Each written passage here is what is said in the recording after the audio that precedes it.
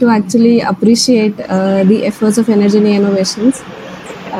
We really believe that Energy Innovations is becoming a trendsetter in the field of waste sustainability, and particularly this idea of converting ashes to idol. I think this is something that is moving beyond the social cause.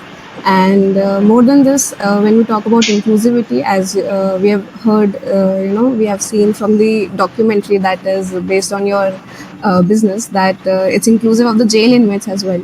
So I think this is something that is actually moving beyond the social cause, and it's more than this. This is working on creating awareness in the society about inclusivity. So मेरा पहला सवाल actually इसी idea के ऊपर है कि ये जो वेस्ट सस्टेनेबिलिटी का टॉपिक है, ये जो पूरा एक फील्ड है, ये आजकल काफ़ी हॉट टॉपिक है, जहाँ पे काफ़ी सारे स्टार्टअप्स ऑलरेडी आ भी चुके हैं और काफ़ी सारा फ्यूचर स्कोप एक्सपैंड होता ही जा रहा है. This is a very developing field. तो particularly when we talk about waste management, तो आपका ये आइडिया यहाँ पे कैसे आया that we should work on ashes residue from the temples, और दिस आइडिया कि हमें इसे मूर्तियों में कन्वर्ट करना चाहिए, कुछ ऐसी चीज़ जो वो जो आस्था का भाव है वो भी ना छोड़े, और लोगों का एक कनेक्ट उससे बना रहे. So were you already focused on waste management before this, और ये आइडिया कोई एक्सीडेंट की तरह आया? सबसे पहले मैं आपको आकाश भाई को सब कांग्रेचुलेशंस करना चाहता हूं. आप लोग बहुत ज्यादा अच्छे इनिशिएटिव्स पे काम कर रहे हैं. आपके लास्ट की कुछ पॉडकास्ट मैंने देखे थे, and I am really sorry मैं थोड़ा लेट ज्वाइन किया. I am shifting my office, तो ऐसे ही ऑफिस के कॉर्नर में बैठ के अभी मैंने ज्वाइन किया है. हम लोग ऑफिस चेंज कर रहे हैं, शिफ्ट कर रहे हैं सारी चीजें. Sorry. It's okay, it's perfectly alright. थोड़ा सा टाइम लिया इस चीज के लिए. आपने बहुत अच्छा क्वेश्चन किया कि हम लोगों ने कैसे एक्सेस टू आइडल्स में कन्वर्ट करने स्टार्ट किया. ये ही सोच के चले थे या फिर अचानक से चीज आई? तो मैं इसका जवाब देना चाहूंगा आपको. तो मैं अपने डिप्लोमा इन इंजीनियरिंग कर रहा था गुड़गांव से, और उससे पहले मैंने कुछ इनोवेशंस किए थे. Self power generating stick, walking place stick, wind harnessing machine, smart irrigation sprinkler machine. मुझको पीएमओ से अवार्ड्स मिले थे, हरियाणा के चीफ मिनिस्टर से अवार्ड मिले थे, मिनिस्ट्री ऑफ रिन्यूएबल एनर्जी और मिनिस्ट्री ऑफ एनवायरनमेंट के साथ में काम किया. तो मुझे बहुत सुकून मिलता था, बहुत अच्छा लगता था जब मैं अपने दोस्तों के साथ वीकली हफ्ते में 1-2 बार मंदिर जाते थे. हम लोग मंदिर के पास एक तालाब था मनेसर, वहाँ जाके बैठते थे. वो नया तालाब बना कर हम लोग मंदिर जाते थे, वहाँ जाके बैठते थे और हम लोग को बहुत सुकून मिलता था, बहुत अच्छा लगता था. और धीरे धीरे करके हमने देखा जो वो तालाब है वो पॉल्यूटेड होते जा रहा है. उसके अंदर धीरे धीरे करके फूलों का वेस्ट, अगरबत्ती धूपबत्ती का वेस्ट, नारियल का वेस्ट है. और जो उसमें सबसे ज्यादा हार्मफुल वेस्ट था वो था इंसेंस स्टिक की एक्सेस, अगरबत्ती धूपबत्ती की राख. तो पहले जो अगरबत्ती धूपबत्ती होती थी, उसकी जो राख होती थी वो इतनी ज्यादा तो और अच्छी होती थी कि उसको जहाँ पानी में डाल दिया करते थे, अग्निहोत्री बोलते थे उस चीज को, जहाँ पानी में डाल दिया करते थे वहां पे वो वाटर फिल्टर कर दिया करते थे. पर आज के टाइम में जो इंसेंस स्टिक की एक्सेस होती है, क्या होता है, तो बेसिकली इसमें जो बाइंडिंग मटेरियल होता है और फ्रेग्रेंस मटेरियल होता है, इसमें बहुत सारे केमिकल्स होते हैं जैसे कि लीड और बहुत सारे. तो जब वो आते हैं, जो वाटर के अंदर डिसॉल्व होते हैं, जो वाटर बॉडीज हैं, जो वाटर एनिमल्स हैं जैसे कि टॉर्टोइस, फिशेस और भी काफी सारे, तो साथ के साथ उनका जो नर्वस सिस्टम है वो खराब हो जाता है, वो डिस्ट्रॉय कर देती है, और वाटर के ही अंदर वाटर बॉडीज खत्म हो जाती है. तो जब मैंने इसकी रिसर्च एंड डेवलपमेंट किया तो मुझे बहुत बुरा लगा कि ऐसा हो, और ये बहुत अनजाने में हो रहा है, लोगों को पता नहीं है कि इसके ऊपर सर्वेस किए, थोड़ा रिसर्च किया तो पता चला जो भी टेम्पल का वेस्ट है वो हम लोग कहीं आसपास फेंक नहीं सकते, वो हम पानी के अंदर उसे प्रभावित कर देते हैं. तो पता चला ऐसे लाखों करोड़ों जगहों पे ऐसा हो, इसका कुछ किया जाए. सबसे पहले क्यों ना उसी जगह से स्टार्टिंग की जाए. तो मैंने थोड़ा जोश उसमें आके पुजारी जी से बोल दिया कि आप ये राख, ये जो कचरा है ये इसमें नहीं डालेंगे, इसका हम कुछ करते हैं. और उनसे कट्टे में कलेक्ट कराना स्टार्ट किया. गरिमा मैं आपको बताना चाहूंगा, मैंने सिविल से डिप्लोमा इंजीनियरिंग किया था. मैंने 10th के बाद 11th-12th नहीं किया, 10th के बाद सीधा डिप्लोमा इंजीनियरिंग किया. और डिप्लोमा इंजीनियरिंग करने का एक चौथा रीजन ये था कि जब मैं घर में अपने रिसर्च एंड डेवलपमेंट के प्रोजेक्ट पर काम करता था तो इतनी ज्यादा फ्रीडम नहीं थी. मैं यूपी के एक छोटे से कस्बा है जेवर, उसके पास मेरा गाँव था. और घर वाले बोलते थे कि पढ़ाई करो, इंजीनियर बनो, ऐसे करो। तो जब प्रोजेक्ट पे काम करता था तो ज़्यादा फ्रीडम नहीं थी, तो मैंने सोचा कि मैं यहाँ से बाहर जाऊँगा, तो पूरी इंडिपेंडेंट होगी, मैं कितना भी काम कर सकता हूँ। इस प्रोग्राम के बारे में सुना, डिप्लोमा इंजीनियरिंग के बारे में, और लकीली थोड़ी मेहनत करी तो अच्छे कॉलेज में एडमिशन मिल गया, और वहाँ पे जाके ये प्रोसेस स्टार्ट। तो मुझे सिविल में बहुत ज़्यादा इंटरेस्ट नहीं था, पर फिर भी सिविल से किया क्योंकि पेरेंट्स आते थे, पर मैं ज़्यादातर वर्कशॉप्स अटेंड करता था मैकेनिकल और इलेक्ट्रॉनिक्स, उन्हीं के वर्कशॉप में काम करता रहता था। पर सिविल में एक अच्छी चीज़ जो मैंने सीखी और मुझे काम आई एनर्जी इनोवेशन, कैसे हम लोग जो टेम्पल वेस्ट है उसको कंक्रीट टेक्नोलॉजी में चेंज कर सकते हैं, कैसे कंक्रीट में चेंज कर सकते हैं। तो जब वो रात और वो सब चीज़ें इकट्ठा होती हैं, मैंने उनको कंक्रीट में चेंज करना स्टार्ट किया, उनको एक फॉर्म, एक शेप देना स्टार्ट किया। मैं सेशन खत्म होने से पहले दिखाऊंगा हमारे कैसे कैसे प्रोडक्ट होते हैं, और सब अच्छा रहा तो मैं कोशिश करूंगा आपकी टीम को भी कुछ चीजें भेजो। आकाश भाई सब प्रोडक्ट से बात होती रहती है अच्छे से, तो आप लोग भी देखें, उसको फील करें। तो ऐसे करके पूरा हम लोगों ने जो एशेस थी उनसे आइडल्स बनाने स्टार्ट किए। तो ऐसे ही पूरा प्रोसेस, मतलब एक प्रॉब्लम दिखी, एक प्रॉब्लम स्टेटमेंट दिखा, उसके सॉल्यूशन के बारे में सोचना स्टार्ट किया, तो वो एशेस आइडल्स में चेंज हुए। तो ये जो एक्चुअली आइडिया था, आपने बताया कि जैसे आप लोग काफ़ी फ्रीक्वेंटली मंदिर जाते रहते थे, तालाब के पास बैठते थे, ये प्रॉब्लम आपको दिखा और फिर आपने एक मंदिर से शुरू किया। तो जब आपने शुरू किया तो क्या आपके दिमाग में मतलब ये फिक्स था कि इससे हमें मूर्तियाँ ही बनानी है, या इससे हम कुछ और बनाते हैं, या पहले हम वेस्ट मैनेजमेंट पे काम करते हैं, या फिर आपके दिमाग में क्लियर था एक विजन कि हमें इससे मूर्तियाँ ही बनानी है? तो हमारे यहाँ पे एक चीज बोली जाती है गरिमा, कि जरूरत ही आविष्कार की जन्म है। जब तक तुमको जरूरत नहीं होगी तब तक तुम काम नहीं करोगे। तो कहीं ना कहीं मैंने ये सोचा कि ये जो मंदिर है इसका कचरा नहीं है, उसके लिए कंक्रीट से चीजें बनानी स्टार्ट करी, स्टैचूज, स्कल्पचर्स, ऐसे करके। तो मैंने आपको मेंशन किया कि मैं स्टिक बनाता था सेल्फ ऑर्गेनाइजिंग के लिए, जो कि ओल्ड एंड फिजिकल चैलेंजेस लोगों को बहुत ज्यादा यूजफुल थी। उसमें जो मेरा वो काउंटर था वो अचानक से ड्रॉप कर गया, और मैं घर छोड़ के नोएडा में रहना स्टार्ट किया था। अब मेरे सामने कोई चारा नहीं था कि मुझे करना है तो यहाँ क्या करना है। वो फाउंडर जा चुका है, उल्टा घर जा नहीं सकता, जो वो बोल रहे हैं वो करना नहीं है, अब करना क्या है। तो मैंने सोचा कि वहाँ जो टेम्पल था उसमें मैंने ये चीज करी थी कि ये चीज यहाँ करी जा सकती है, क्योंकि अगर तुमको लॉन्ग टर्म में सोशल इम्पैक्ट भी क्रिएट करना है तो उसको सस्टेनेबल बनाना बहुत जरूरी है। अगर वो आप उसको सस्टेनेबल ना बना सको तो फायदा नहीं है। आप सोशल सर्विस बिना पैसों के 1 दिन कर सकते हो, 2 दिन कर सकते हो, 4 दिन कर सकते हो। जब खुद का पेट भरा नहीं होगा तो औरों का भला नहीं कर सकते। खुद की जेब में 2 रुपए नहीं होंगे तो किसी को 1 रुपया नहीं दे सकते। तो मैंने इसका एक सॉल्यूशन ढूंढना स्टार्ट किया, इसको सस्टेनेबल बनाना स्टार्ट किया। तो जब हम सचिन के जाने के बाद मैंने statues, sculptures, pots, handicraft item बनाना स्टार्ट करे, और लोगों ने उसको हाथ के हाथ खरीदना स्टार्ट किया।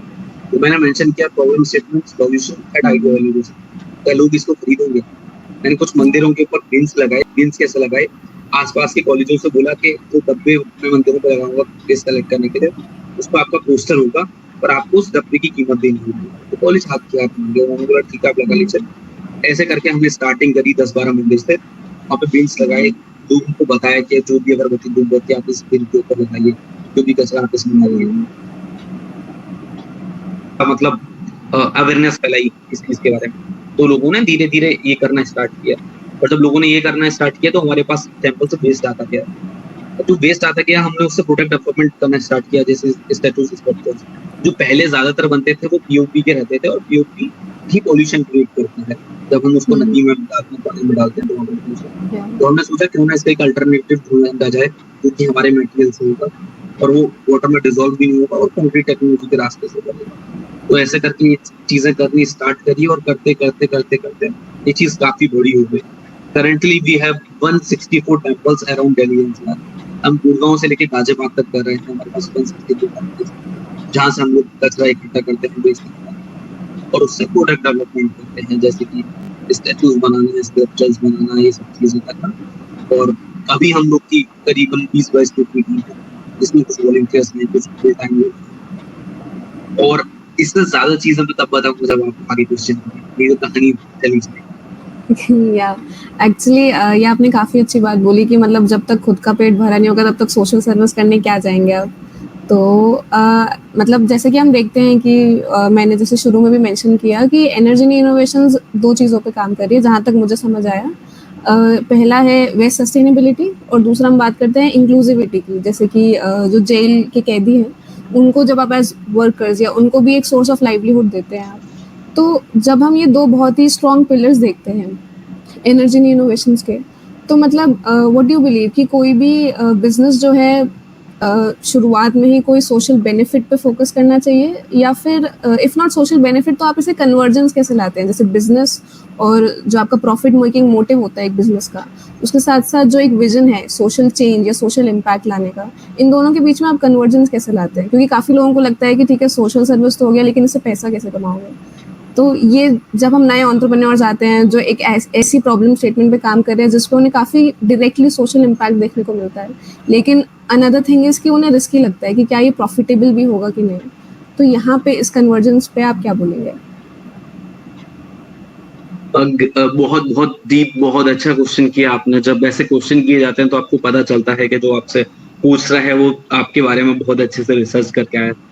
तो डेफिनेटली मैं आपकी टीम को फिर से कांग्रेचुलेशन करना चाहूंगा। आप लोग बहुत ज्यादा स्टडी करके पूरा एकदम बहुत अच्छे से करते हैं। ये तो बहुत बार बहुत सेशंस में क्या होता है ना, उनको पता जो करा रहे हैं ना उनको पता जो बैठे हुए हैं, और जो मन में आता है अचानक से पूछ लेते हैं और कन्वर्सेशन आगे चलते हैं। तो मुझे बहुत ज्यादा खुशी हुई आप लोग इतना ज्यादा अच्छे से काम कर रहे हैं। दूसरा, आपने सोशल इम्पैक्ट के बारे में जो पूछा, अभी मुझसे क्वेश्चन किया, मैं उसका जवाब देना चाहूँगा। तो अगर किसी भी ऑर्गेनाइजेशन को लॉन्ग टर्म में काम करना है तो उसको एक रेवेन्यू मॉडल जनरेट करना जरूरी है। रिसेंटली मैं एक जगह पे गया जिसका नाम है गीली मिट्टी, और ये नैनीताल से थोड़ा ऊपर पड़ती है। जो उनकी फाउंडर है उन्होंने एक चीज बोली जो मुझे बहुत ज्यादा पसंद आई। उन्होंने बोला पहले के टाइम पे वो लोग डॉग शेल्टर्स चलाते हैं, बहुत सारे सोशल काम करते हैं।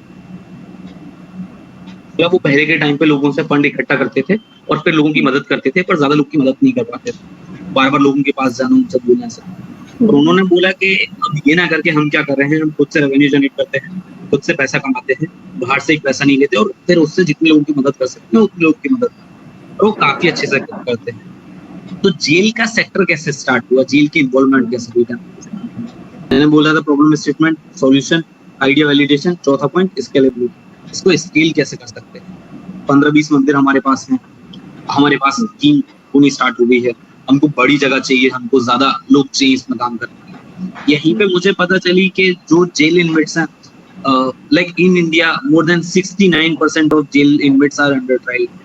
लगभग 69-70% लोग जेल इनमेट ऐसे हैं जो कि जेल के अंदर हैं और अंडर ट्रायल है। मतलब उनका पता नहीं उन्होंने क्राइम किया भी है या नहीं किया, और वो फिर भी जेल के अंदर है। अब इसमें क्या कर सकते हैं? तो मुझे यहाँ पे ये आइडिया आया जब मैंने अपनी टीम के साथ डिस्कस किया कि क्यों ना हम लोग जेल में अपने ऑपरेशन स्टार्ट करें।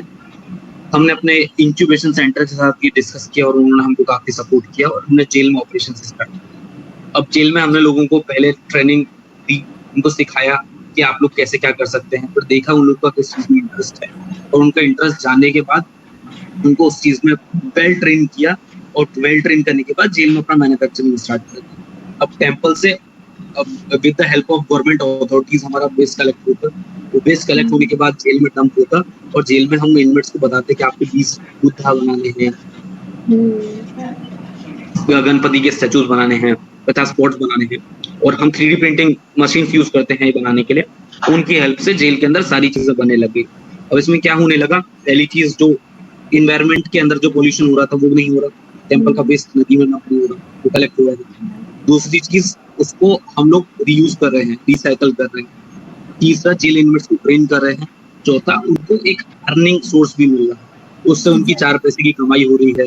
वो उनका गलत चीजों में ध्यान नहीं जा रहा, उनका सही चीजों में ध्यान जा रहा है। अब जब वो जेल, जी जी जी एग्जैक्टली, जब वो अब जेल से बाहर निकलेंगे तो वो दोबारा से क्राइम के रास्ते पे नहीं जाएंगे। उन लोग के हाथ में स्किल्स होगा, वो लोग बाहर जाएंगे और कुछ काम करेंगे और अपनी फैमिली को सपोर्ट करेंगे। तो ऐसे करके ये पूरा का पूरा सस्टेनेबल मॉडल हम लोगों ने बनाया। धीरे धीरे धीरे धीरे स्टेप बाय स्टेप बनता गया। हमारी 3-3.5 साल की जर्नी हो चुकी है, और रोज दिन प्रतिदिन हम लोग कुछ नया सीखते हैं आप जैसे लोग। That's very nice to hear. सो आकाश, जैसे आपने अभी बताया थोड़ी देर पहले ही, आप जेवर के पास से बिलोंग करते हैं, यूपी में कहीं से एक छोटे से कस्बे से बिलोंग करते हैं, और वहाँ से निकल कर आप चाहते थे कि कुछ अपना खुद का एक बिजनेस होना चाहिए, एक एंटरप्रेन्योरल स्पिरिट था आपके अंदर शुरू से। तो जब हम देखते हैं कि ऐसे एंटरप्रेन्योर्स आ रहे हैं जिनका कोई पीछे से बिजनेस बैकग्राउंड नहीं है, कोई उन्हें बिजनेस एक्सपर्टीज नहीं है, तो व्हाट डू यू थिंक कि कितना ईजी या कितना डिफिकल्ट होता है जब आपके पास एक बिजनेस बैकग्राउंड नहीं होता है? क्योंकि ईजी मैं इसलिए बोलती हूँ क्योंकि जब हम टाटाज या बिरलास को देखते हैं तो it's very difficult for them to experiment with new things.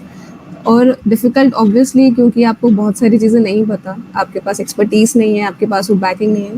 तो व्हाट डू यू थिंक कि मतलब कितना ईजी या कितना डिफिकल्ट था, या मतलब कैसे आपकी फैमिली ने इस चीज़ के लिए रिएक्ट किया कि वर दे प्रिपेयर्ड और नॉट? तो गरिमा, मैं अभी 2 से 3 दिन पहले बिट्स प्लानिंग गया था और वहां पे एक इवेंट हो रहा था। बिट्स का सोशल इंक्यूबेशन सेंटर स्टार्ट हो रहा था। वो इंडिया का पहला student run social entrepreneurship centre है, जो कि आकर्ष मेरे एक बहुत अच्छे दोस्त हैं, उन्होंने वहां पे अपने टीचर्स की हेल्प से स्टार्ट किया कराया है बिट्स प्लानिंग। तो वहां पे हम लोग एक डाइनिंग टेबल पे बैठे थे और मैं उनके टीचर के साथ डिस्कस कर रहा था कि बिट्स की कहानी क्या है, ये किसका है। तो वो ना थोड़ा ऐसे करके बताते हैं कि बिरलाज में ये थे, इनका बिट्स है, इनका ये है, इनका ये है, इनका ये है। और उन्होंने 20 लोगों के नाम दिए जो 50-60 कंपनी रन कर रहे हैं। तो उस टाइम वो ऐसे करके बता रहे थे कि इनका ये बेटा हुआ तो इसने ये स्टार्ट कर लिया, उसका वो रिश्तेदार था तो उसने ये स्टार्ट कर लिया, इसने ये स्टार्ट कर लिया। जैसे लोग आते हैं तो एक दूसरे को सपोर्ट करते हैं, आगे बढ़ते हैं। तो मुझे सुन के ऐसे हो रहा था कि मतलब इनके लिए तो बहुत ज्यादा डिफिकल्ट नहीं रहा होगा। ऑलरेडी पूरा एम्पायर है, उसमें चीजें उनको देखी और उसमें काम स्टार्ट किया। तो ऐसे करके दूसरा साइड हम लोग देखते हैं एक सेल्फ मेड एंटरप्रेन्योर्स, जो कि जैसे रितेश अग्रवाल की देखो या विजय शेखर शर्मा देखो, जिन्होंने एक अलग जगह से आके और अपना खुद की चीजें खड़ी करी हैं और बहुत बड़े। डेफिनेटली दोनों की जर्नी ना बहुत ज्यादा अलग होती है। हमारे पास कोई कनेक्शंस नहीं होते, नहीं होता कोई एक्सपीरियंस नहीं होता, ये नहीं पता होता बातचीत कैसे करनी है, ये नहीं पता होता नेटवर्किंग कैसे करनी है। तो दोनों की जर्नी बहुत ज्यादा अलग होती है। हम लोग बहुत ज्यादा गलतियां करते हैं कि ये नहीं करना, ये नहीं करना, ये नहीं करना सीखते हैं। और डेफिनेटली मुझे लगता है एक मेंटर होना बहुत ज्यादा जरूरी है। तो जो लोग मेरी स्पेशली मैं उन लोग से बोलना चाहूंगा जो लोग जिन लोग के फैमिली में कोई एंटरप्रेन्योर नहीं है, जो फर्स्ट जनरेशन एंटरप्रेन्योर, कि एक मेंटर जरूर रखो जिसको एक्सपीरियंस हो, जो नॉलेजेबल हो, जिनको इंडस्ट्री का एक्सपीरियंस हो। डेफिनेटली हम लोग गलतियां करके भी सीख सकते हैं, ऐसा नहीं है नहीं सीखोगे, और उसमें टाइम ज्यादा लगेगा, रिसोर्सेज ज्यादा लगेंगे। तो कोशिश करें और उनकी गलतियों से सीखें। और जब हम किसी टाउन से निकल के जाते हैं, ऐसे निकल के जाते हैं ना, तो स्टार्टिंग में मेरे पापा ये बहुत बोलते थे कि ये तो नहीं हो पाएगा, ये ऐसे नहीं होगा, ये ऐसे नहीं होगा, ऐसे करके। क्योंकि फैमिली में गाँव में कोई एंटरप्रेन्योर बना ही नहीं है, तो कोई आइडिया ही नहीं है कि ये चीज हो सकती है नहीं हो सकती। तो हमेशा ना मतलब ज्यादातर लोग ऐसे बोलते हैं ये चीज तो नहीं हो पाएगी। अब फिर हम ये लोग कर कैसे देते हैं होगा? कि ये हो गया। फिर परिवार में, गाँव में, आसपास के एरिया में ना ऐसा लगता है ये चीज हो सकती है। जैसे रिसेंटली अभी मैं प्रज्ञान स्कूल से हूँ जो जेवर के अंदर। मेरा एक जूनियर जो कि क्लास में जूनियर था, वो अभी पैरा ओलंपिक में सिल्वर मेडल जीत के आए। वही अब से 6 महीने पहले बोल सकता था कि एक छोटे से टाउन का बंदा पैरा ओलंपिक में सिल्वर मेडल जीत सकता है। पर अभी पूरे स्कूल को, पूरे एरिया को लग रहा है कि अगली बार कोई गोल्डन मेडल जीत के लेके आएगा। पैरा ओलंपिक में नहीं है, ओलंपिक में भी जीत के आएगा। क्योंकि अब किसी ने पूरा एरिया, पूरा गांव, पूरे वो लोग जो कभी गांव से बाहर नहीं निकले, जो कभी हो सकता है यूपी से बाहर ना निकले हों, कभी फ्लाइट में ना गए, और आज उन लोगों को यकीन है कि हमारे क्षेत्र के लोग ओलंपिक में भी मेडल ला सकते हैं, क्योंकि वहां पे वो चीज करी गई है। तो मुझे लगता है कि ऐसे करके धीरे धीरे करके ये प्रोसेस है जिसमें आगे बढ़ते हैं। और एक मेंटर जरूर रखना चाहिए, और हम लोग के लिए थोड़ा सा डिफिकल्ट होता है, पर एक मेंटर अगर अच्छे से मेंटर्स रखे जाए तो आगे जाना आसान है। If not mentors, I think कोई ना कोई एक आइडियल ज़रूर होना चाहिए जिसको आप फॉलो करें, जिसको आप कॉन्स्टेंटली जिसका फीडबैक भी लेते रहें कि कहाँ पे इन्हें क्या चैलेंजेस फेस करने पड़े होंगे, क्या इनका सक्सेस स्टोरी रहा है, क्या रेट रहा है, इस तरीके से। मतलब even if you don't have the resources अगर पहले से, तो भी ऐसा नहीं है कि आप बन नहीं सकते हो entrepreneur. We have many success stories and obviously energy innovations is one of them.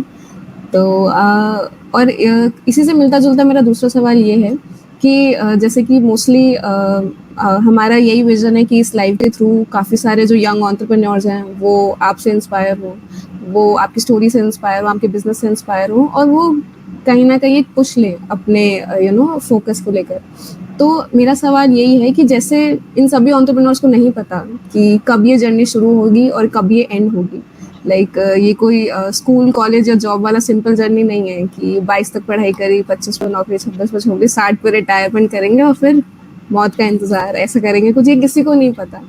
तो ये कंक्लूजन पे कैसे आते हैं एंटरप्रेन्योर्स की like this is the perfect timing to start? या अभी तो आप काफी यंग है तो मतलब मैं आपसे पूछ नहीं सकती, but what is your plan, कब आप रिटायर होने का सोचते हैं?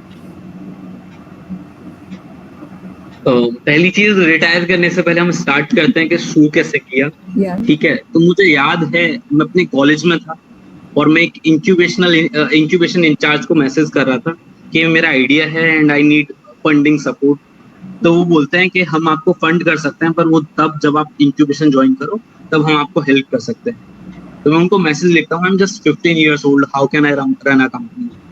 तो उन्होंने एक बात बोली थी जो कि मुझे बहुत ज्यादा मजेदार लगी और इंटरेस्टिंग लगी, और उसके बाद मैंने इंक्यूबेशन सेंटर ज्वाइन किया। उन्होंने बोला, age is just a number, only passion and energy matters. मतलब जितनी आपके अंदर पैशन है उस चीज के लिए और एनर्जी वो मैटर करती है, एज मैटर नहीं करती। और जब मैंने अपनी कंपनी स्टार्ट करी उस टाइम मेरी एज 17 साल थी। मेरे पास ना पासपोर्ट था ना वोटर आईडी कार्ड था, तो बिना इनके आप कंपनी रजिस्टर नहीं कर सकते। तो मैंने वेट किया कि 18 का हो जाऊं, उसके बाद लीगल कंपनी करूंगा ऐसे। दूसरा, मुझे पर्सनली नहीं लगता कि एंटरप्रेन्योर्स कभी रिटायर होते हैं, क्योंकि एंटरप्रेन्योरशिप में एक मजेदार चीज क्या है, जो आप कहीं पे काम करते हो तो बहुत लोग ऐसे होते हैं वो जो एंजॉय करते हैं, बहुत लोग ऐसे होते हैं जो सिर्फ वेट करते हैं कि इस डेट में सैलरी आएगी और ऐसे ऐसे काम करेंगे। तो एंटरप्रेन्योरशिप में ना आप लोग ऑलरेडी रिटायर्ड ही होते हैं। तो मेरी एक दोस्त थी दिशा, जो कि चेन्नई से है, वो एक बार मुझसे मिलने आती है नोएडा और मुझसे बोलती है कि तू 24 घंटे काम करता रहता है, तू एंजॉय कब करता है, मतलब तू अपनी लाइफ को जीता कब है, तू। मैं उससे ऐसे करके बोलता हूँ कि मेरा ना, जब मैं छोटा था, मतलब 6th क्लास से लेके 10th क्लास तक, मैं हर रात में एक सपना देखता था अपनी छत पे आके कि मुझे ऐसे काम करने को कब मिलेगा, मुझे ऐसे ये चीजें कब मिलेंगी। आज मेरे पास इंडिया की सारी लैब की फैसिलिटीज है, मेरे पास अच्छा ऑफिस है, अच्छी टीम, सब कुछ अच्छी है, तो मुझे ऐसे रेस्ट की कर, मैं जो कर रहा हूँ ये मेरा बचपन से सपना था, मैं इसे बहुत अच्छे से कर रहा हूँ और मुझे करना है, मुझे रुकना नहीं है। आज जब भी मैं सुबह उठता हूँ तो मुझे ऐसे मन नहीं होता कि मुझे अभी ब्रेक लेना चाहिए, मुझे अभी सो जाना चाहिए या अभी घूमने जाना चाहिए, क्योंकि जो मैं बचपन से करना चाहता था मैं वो ही कर रहा हूँ। और ज्यादातर एंटरप्रेन्योर्स इसीलिए स्टार्ट करते हैं क्योंकि उनको एक प्रॉब्लम दिखती है, उसे सॉल्व करना चाहते हैं और बस उसी में लग जाते हैं। और हो सकता है ये करते करते ही किसी दिन चले जाएं, हो सकता है कोई और बड़ी प्रॉब्लम दिखे जिस पे काम करें, पर मुझे नहीं लगता कि एंटरप्रेन्योर्स का कोई रिटायरमेंट का प्लान होता है। उनको प्रॉब्लम्स दिखती रहती हैं और काम करते रहते हैं। जैसे एक एग्जांपल लेते हैं फ्लिपकार्ट का। फ्लिपकार्ट के जो 2 फाउंडर्स थे उन्होंने कितने पैसे बनाए, मतलब लाइक बिलियनियर बन गए वो लोग इतनी कम एज में।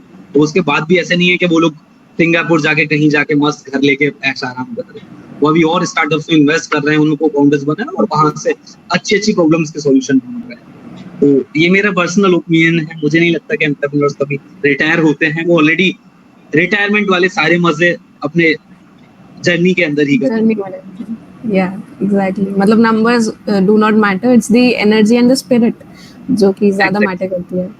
या और आप जैसे कि आपने बोला तो मेरे दिमाग में यही सवाल आया कि मतलब एंटरप्रेन्योर्स काम कैसे करते हैं, लाइक वही ना, मालूम नहीं, जॉब नहीं है कि 9 to 6 या 9 to 5 फिक्स टाइमिंग्स कोई नहीं है। तो आपका रूटीन कैसा रहता है कि मतलब 24/7 दिमाग में यही चलता रहता है, या फिर जैसे सोने भी जा रहे हैं तो सोते सोते कोई आइडिया स्ट्राइक करता है और फिर आप फिर वापस से किसी को कॉल करके बोलते हैं कि यार इस पे काम क्यों नहीं करते, मतलब what is the routine like?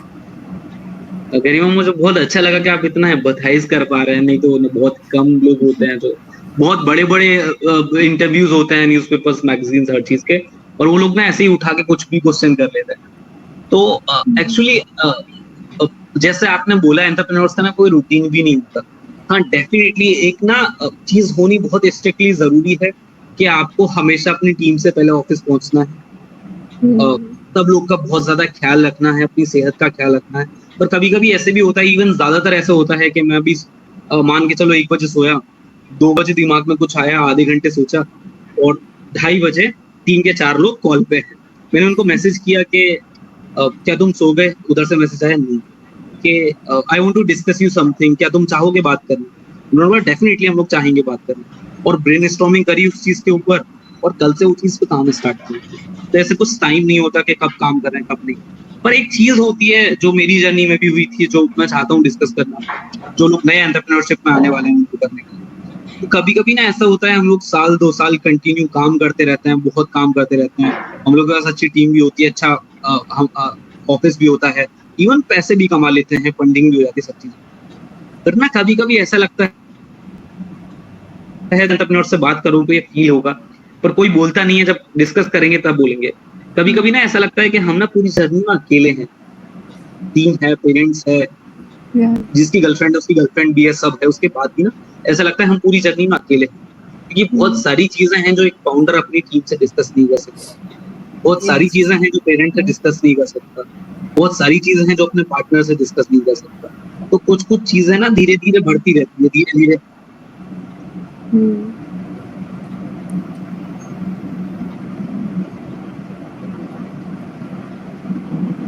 तो कुछ कुछ चीजें हैं जो धीरे धीरे अंदर आती रहती है, अंदर आती रहती है, अंदर आती रहती है। अब इन सब चीजों से राहत कैसे पा सकते हैं? मतलब मेरा भी टाइम पीरियड था, तो जब मुझे कभी कभी थोड़ा लो फील होता था, सभी को होता है, तो एक चित्रांश वर्मा जो एआईसी में पहले काफी सीनियर पोजीशन पे थे, वो एक चीज बोलते थे कि एंटरप्रेन्योर्स को ना 7 में से 6 दिन अपने अर्ली स्टेज में लो फील होता है, एक ही दिन ऐसा होता है जिस दिन उनको हाई फील होता है। तो ऐसा भी टाइम पीरियड है। तो दिशा ने, जो मैं अपने दोस्त के बारे में बता रहा था चेन्नई से, वो मुझसे पूछती है कि तुझे याद है कि तूने कभी फ्लेवर की आइसक्रीम मांग के खाई है? तो सोचते हैं यार, कोई आइसक्रीम को बोलता भी है तो मैं तो ये बोल देता हूँ, दादा एक आइसक्रीम दे दो। मैंने तो कभी किसी फ्लेवर की आइसक्रीम लिटरली मांगी नहीं है, मुझे पता नहीं है फ्लेवर कौन से होते हैं, ऑरेंज ऑरेंज होते होंगे, मुझे कुछ याद ही नहीं है। तो बोलती ठीक है। तो बोलती कभी तू ना अकेले किसी पार्क में बैठ के कोई बुक पढ़ी है? बोलता नहीं, पर कोई रिकमेंड करता है बुक तो ऐसे 2 दिन में निपटा देते हैं चलते चलते हुए। वो बोलती कभी तू ऐसे पियानो सुना है? मैं बोलता पियानो जो शिजुका बता देती थी डोरेमोन में। तो बोलती है तू करके देख। और लिटरली जब मुझे ऐसा लो फील होता था, ऐसा लगता था मैं अकेला हूँ, मैं लिटरली मैं पार्क्स में गया, मैंने पियानो सुना, मैंने अच्छे फ्लेवर्स की आइसक्रीम ट्राई करी, ये सब चीजें करी। तो ना अपने आप को भी थोड़ा सा टाइम देना जरूरी होता है। अगर आप ऐसे करेंगे तो आप सेल्फ मोटिवेटेड ज्यादा रहेंगे, क्योंकि एक स्टेज आती है जब आप लगातार काम कर जा रहे हैं, लगातार काम कर जा रहे हैं, लगातार काम कर जा रहे हैं, आप बहुत ज्यादा फ्रस्ट्रेटेड हो जाएंगे। तो कहीं ना कहीं अपने आप को टाइम देना, थोड़ा सा टाइम अपने सिर्फ अपने लिए निकालना, वो भी जरूरी होगा। एग्जैक्टली। जैसे कि आपने बोला कि शुरुआत के दिनों में हफ्ते के 6 दिन तो लोज ही होते हैं, तो मैं आपसे यही पूछूंगी कि मतलब आपको क्या लगता है कि सबसे बड़ा चैलेंज या मोर देन वन चैलेंजेस क्या होते हैं एक एंटरप्रेन्योर के लिए इस जर्नी में, कि सबसे बड़े रोड ब्लॉक्स तो क्या होते हैं? कहाँ पे आपको लगा कि यहाँ पे तो हाँ सबको संभल के चलना चाहिए? पहली चीज जो मुझे लगता है हम सभी गलती करते हैं, खासकर हम Indians, I am so proud of India, ठीक है, वो ये कि हम लोग ना कभी अपना आइडिया किसी के साथ शेयर नहीं करते। मतलब जब जो बड़े बड़े ऑर्गेनाइजेशंस बन जाती हैं वो ऐसा करती हैं, पर हम अर्ली स्टेज एंटरप्रेन्योर्स या इनोवेटर्स, हमको लगता है हम अपना आइडिया किसी के साथ शेयर करेंगे। मैं अपना आइडिया गरिमा के साथ, आकाश के साथ, किसी के साथ शेयर करूंगा, उसके पास ज्यादा रिसोर्सेज हैं, ज्यादा पैसा है, ज्यादा बड़ा नेटवर्क है, वो मेरा आइडिया चोरी करके उसे अच्छे से इम्प्लीमेंट नहीं करता। ट्रस्ट नहीं है, बहुत सारी गलतियां, और अपने मन में अपने आइडिया को ये मान के चलते हैं ये तो मैंने कल लॉन्च कर दिया ना, परसों में बिलियनियर तो पक्का बन जाऊंगा। रितेश अग्रवाल कुछ नहीं है मेरे सामने, वो तो कुछ है ही नहीं, मैं परसों बहुत बड़ा आदमी, बहुत बड़ा बिलियनियर बन जाऊंगा। एक आइडिया जो होता है वो हमारे लिए हमारे बेबी की तरह होता है, हमारे बच्चे की तरह होता है। हम उसे बहुत लाड़ पूछ करके पालते हैं, बड़ा करते हैं, और कोई उसके बारे में उसके ऊपर सवाल उठा दे, हम बिल्कुल बर्दाश्त नहीं करते, उसके साथ दुश्मनी करते। कहीं ना कहीं मुझे पर्सनली ऐसा लगता है, मैंने बहुत सारे लोगों से बात करी, मैंने इंटरनेशनल ट्रैवल किया, बहुत ज्यादा ट्रैवल किया, लोगों से बात करी, चीज करी, सीखा, पता चला। तो आइडिया ज्यादा से ज्यादा लोगों के साथ डिस्कस करना चाहिए, जो कि हम उसको ज्यादा से ज्यादा रिफाइन कर सके, जो आने वाले टाइम में गलतियां करते हैं उनको पहले से ही सुधार सकें। तो हम ज्यादा से ज्यादा लोग के साथ डिस्कस करेंगे, हमें अच्छी टीम मिल जाएगी, हम अच्छे मिल जाएंगे, पता रहेगा हमें क्या करना है क्या नहीं करना। बड़ी गलती जो हम करते हैं, मैंने भी करी, बहुत सारे लोग, कि हमको ना पता नहीं रहता, हम सोचते हैं हम कल को मार्केट में प्रोडक्ट लेके आएंगे तो हमको कुछ बचना ही नहीं। तो आइडिया वैलिडेशन करना हम सब लोग मिस करते हैं, वो करना सबसे जरूरी है। आपको जो आइडिया है, सर्वे कराइए, लोगों से पूछिए, लोगों से डिस्कस करिए, किसी एक्सपर्ट की सलाह लीजिए, तो लोगों से डिस्कस करिए। सिर्फ ये मत सोचिए कि लोग तो खरीदेंगे ही खरीदेंगे, दरअसल आपने 10 लाख रुपए लगा के वो चीज बना दी और किसी ने नहीं बना। बहुत जरूरी होती है, देखिए मार्केट में नीड भी है, ऐसा और अच्छे से verify करते हैं। लोगों से डिस्कस करिए। ये एक बड़ी चीज लगती है, जो इस चीज को ब्रेक की जरूरत है। हमको अपने आइडियाज डिस्कस करने चाहिए जो हम और अच्छा कर सकते। दूसरा, इसमें एक क्लोजर स्टेटमेंट में देना चाहूंगा।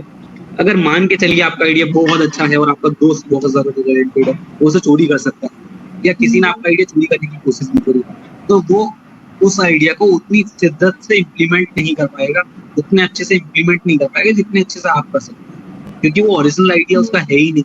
उसको उस आइडिया के सपने नहीं दिखते, वो आपको दिखते हैं। वो कितना भी अच्छे से उसको क्यों ना इम्प्लीमेंट कर ले, आप उसको 2-3 स्टेप निकल के कभी भी और अच्छे से इम्प्लीमेंट कर सकते हैं। और फिर भी मान के चलिए उसने आपका आइडिया आपके अच्छे से इम्प्लीमेंट कर दिया, तो लिटरली आप उस आइडिया को डिजर्व नहीं करते, वो करता। क्योंकि अगर आपका आइडिया है वो, और आप उसके बारे में ज्यादा सोचते हो, आप उसको ज्यादा अच्छे से जानते हो, तो कभी ना कभी आप उसे और अच्छे से डेवलप कर ही दो। Exactly, absolutely correct, I totally agree with this. और आकाश, कहीं ना कहीं इसी के कॉन्ट्ररी में मेरा दूसरा सवाल ये होगा कि अपार्ट फ्रॉम दीज चैलेंजेस, वो क्या फन मोमेंट होता है या वो क्या किक होती है जो एक अपने खुद के बिजनेस से आती है? व्हाट इंस्पायर्स यू कि मतलब अगर ये मैं हफ्ते के 6 दिन टेंशन ले रहा हूँ, ये सिरदर्दी ले रहा हूँ, तो what inspires you to just be at it? कि वो क्या एक ऐसी चीज़ है या एक से ज़्यादा ऐसी चीज़ें हैं जो कि किसी को भी, किसी भी एंटरप्रेन्योर के लिए अपने बिजनेस को काम में लाते रहने के लिए, फंक्शन रखने के लिए, खुद को मोटिवेट करने के लिए बहुत ज़रूरी है? या वो क्या फन है, किक फैक्टर? तो जो आपने हफ्ते के 6 दिन बोला, एक्चुअली वो हफ्ते के 6 नहीं, वो हफ्ते के 7 दिन भी रहती है। एक एंटरप्रेन्योर को पता नहीं होता कि ऐसा हो सकता है कि सुबह उस पे 10 रुपए की बिरयानी खाने के भी ना हो, और शाम को वो एक बिजनेस क्लास फ्लाइट में ट्रेवल कर रहा हो। ऐसा भी हो सकता है कि एंटरप्रेन्योर अभी एक बहुत बड़े टीवी इंटरव्यू में आ रहा है, जो कि नेशनल लेवल टीवी इंटरव्यू, और सामने और टीवी पे दिखाया जा रहा है कि उसका करोड़ों का रेवेन्यू है या करोड़ों का वैल्यूएशन है कंपनी का, और सामने वो कॉल करके अपने दोस्त से बोला, यार 20 रुपए डाल दियो, मुझे कुछ समोसे वगैरह खाने वाला ऐसे नहीं। तो बहुत ज्यादा किक होती है, पूरी ही एडवेंचरस होता है। कभी ऐसा भी होता है कि आपको अपने जूनियर्स के साथ काम करना पड़ रहा है, कभी बहुत सीनियर्स के साथ काम करना पड़ रहा है, कभी आपको कुछ चीज का कोई आइडिया नहीं है, उसमें काम करना पड़ रहा है, कभी कहीं पे कुछ सिखाना पड़ रहा है। तो एक एंटरप्रेन्योर का हर सेकंड, हर पल, हर चीज बहुत ज्यादा एडवेंचरस होता है। जैसे एग्जांपल, अभी हमारा ऑफिस शिफ्ट हो रहा है, सब चीजें आगे पीछे है, सब चीज है। मैंने अभी एक अपना ऑफिस का कैबिन बंद किया और ऐसे जमीन पे बैठ के मैं एक इंटरव्यू कर, तो ऐसे लोगों को, किसी को लग सकता है कि कितना अच्छा है, सब अच्छा है, तो मुझे पता है मैं क्या कर रहा हूँ। तो कुछ पता नहीं होता कब क्या हो जाए, और किक तो 24 घंटे होती है। तो मुझे लगता है कि आप लोग ये किक हमेशा फील करते होंगे। तो एक एंटरप्रेन्योर की जर्नी बहुत ज्यादा इंटरेस्टिंग रहती है। एक 2 साल के एमबीए करने से अच्छा है कि आप 6 महीने एंटरप्रेन्योरशिप कर रहे हैं, उससे ज्यादा सीखिए। That's really nice to put it. तो आकाश, क्वेश्चन आंसर राउंड तो मैं बोलूँगी काफ़ी इंटरेस्टिंग था, और ऑब्वियसली हमारे व्यूअर्स ने भी काफ़ी कुछ सीखा होगा। अब हम थोड़ा सा अपने पेस को बढ़ाते हैं और नेक्स्ट सेगमेंट की तरफ चलते हैं, आवर रैपिड फायर सेगमेंट, जिसको हम बुलाते हैं द हसलर स्प्रिंट। तो मैं आपसे फटाफट 2 चॉइसेस दूंगी आपको, जो भी सबसे पहले दिमाग में आता है विद इन अ सेकेंड आपको आंसर करना है। तो लेट्स स्टार्ट। फर्स्ट, फेम या मनी? मनी, क्योंकि मैं ज्यादा इम्पैक्ट कर सकता हूँ उससे। ओके। फंडिंग या बूटस्ट्रैप? बूट स्टेप, ज्यादा लर्निंग होती है। डेट या इक्विटी? इक्विटी, रिस्क कम होता है। ओके। प्रॉफिटेबिलिटी या स्केलेबिलिटी? प्रॉफिटेबिलिटी, क्योंकि उसके बाद हम स्केल कर सकते हैं। स्केल कर लिया और प्रॉफिट नहीं है तो बहुत बड़ी तरह से डिजास्टर हो सकता राइट राइट। कॉफी या चाय? है। I love T. पर कॉफी भी मैं बहुत अच्छी बना लेता हूँ। Great. What do you prefer, like working in a bigger team या फिर working with a smaller team with closely knit people, smaller team या bigger team? So I like working with small team, पर हमेशा मैंने बड़ी teams के साथ काम किया है। पर जितनी ज्यादा बड़ी आपकी टीम होती है उतना ज्यादा आपका टाइम जाता है टीम मैनेजमेंट में, और क्वालिटी वर्क होना थोड़ा सा मुश्किल होता है। जितनी टीम छोटी होगी उतना अच्छे से आप काम कर सकते And what do you prefer, like holiday at home, जैसे कि आई डोंट नो कब आप ब्रेक लेते होंगे, बट जब भी लेते होंगे, what do you prefer, staying at home या फिर बाहर घूमना कहीं?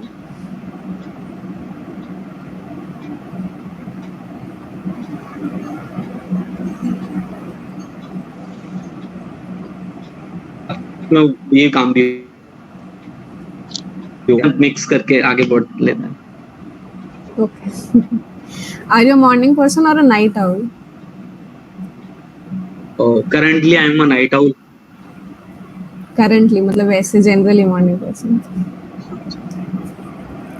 Okay.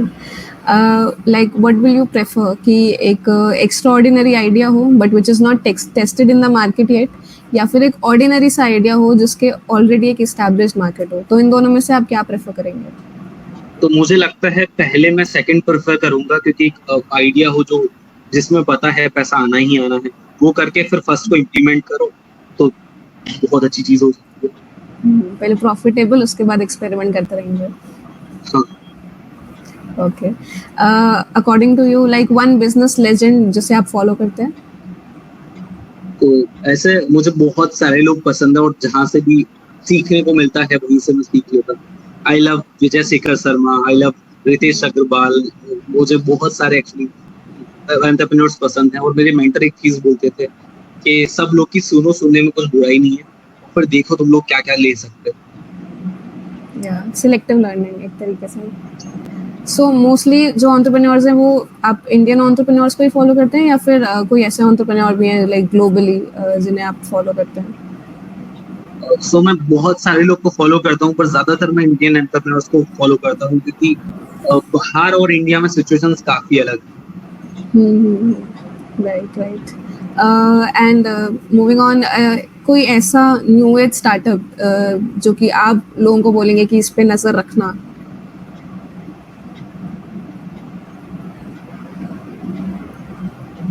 सॉरी गरिमा, सॉरी वॉइस ब्रेक हो गई क्या?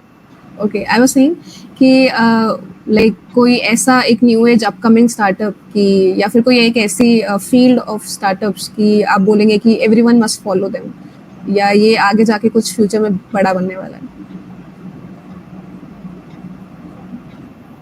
कोई ऐसा न्यू या अपकमिंग स्टार्टअप जो कि आपको लगता है आगे फ्यूचर में काफी बड़ा इम्पैक्ट करने वाला है?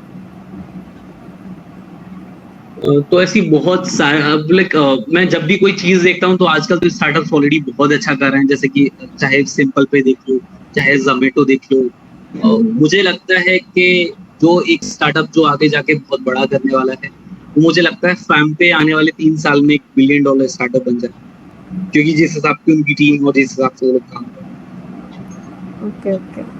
सो एंड और आपके मुझे ये भी लगता है हम रिकमेंडेशन? भी बहुत बहुत अच्छा करेंगे, पर हम एक सोशल सेक्टर में है तो उसका स्केलेबिलिटी का एक लिमिट है। नहीं, मेरा क्वेश्चन अपार्ट फ्रॉम एनर्जी नहीं था कि उसके अलावा और कौन सा स्टार्टअप के लोगों को देखना चाहिए। That's right, absolutely. So what do you prefer, watching movies या फिर reading books? Which one would you prefer कि आप रेकमेंड करेंगे किसी को कि कोई भी एक बुक या मूवी? मुझे लगता है ज्यादा बेटर है, क्योंकि आप सुन भी सकते हो, देख भी सकते हो, और ज्यादा अच्छे से कनेक्ट कर सकते हो, क्योंकि तो बुक्स व्हिच का वन वुड इतना यू प्रेफर? मूवीज बहुत सारी हैं, आप चाहे फाउंडर देख लो, चाहे आप स्टीव जॉब्स के ऊपर मूवी देख लो, बहुत अच्छी इंटरेस्टिंग मूवीज हैं। ओके। सो कोई आपका फेवरेट टूरिस्ट डेस्टिनेशन?